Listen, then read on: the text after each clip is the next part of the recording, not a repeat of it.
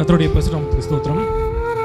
இங்கே சபைக்கு வரதுக்கு முன்னாடி நிறைய பாடுகள், நிறைய கட்டுகள்லாம் எங்களுக்கு இருந்தது. அதெல்லாம் வந்து இப்போ சபைக்கு வந்ததில் கொஞ்சம் கொஞ்சமாக குறைய ஆரம்பிச்சிது. இது எப்படி எங்களுக்கு தெரிய ஆரம்பிச்சதுன்னா வந்து, நான் வேலை செய்கிற நிறுவனத்தில் எனக்கு கிட்டத்தட்ட ஒரு 7 வருஷமாக எனக்கு ப்ரொமோஷன் இல்லாதனால ரொம்ப மன வருத்தத்தில் இருந்தேன். என்னடா இது எதுவுமே முன்னேற்றமே இல்லையா அப்படின்ட்டு. அப்புறம் பாஸ்டர் என்கிட்ட சொல்லிட்டு இருந்தோம், எங்களுடைய வேண்டுதல் எல்லாத்தையும் சொல்லியிருந்தோம். சரிங்க, கண்டிப்பாக ஜெபம் பண்ணலாம், நீங்கள் முதல்ல விசுவாசிங்க அப்படின்னு சொல்லியிருந்தாரு.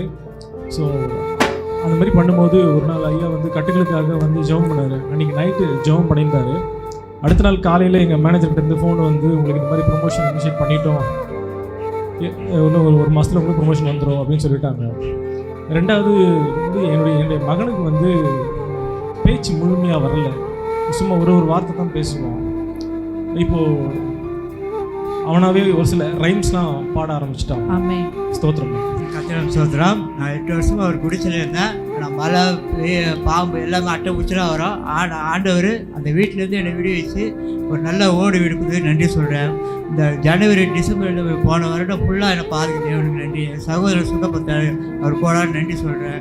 இந்த வேலையில் கூட என்னை ஆண்டவர் கூட்டின்னு வந்து இங்கே விட்றாருன்னா அவருக்கு தேவனுக்கு நன்றி.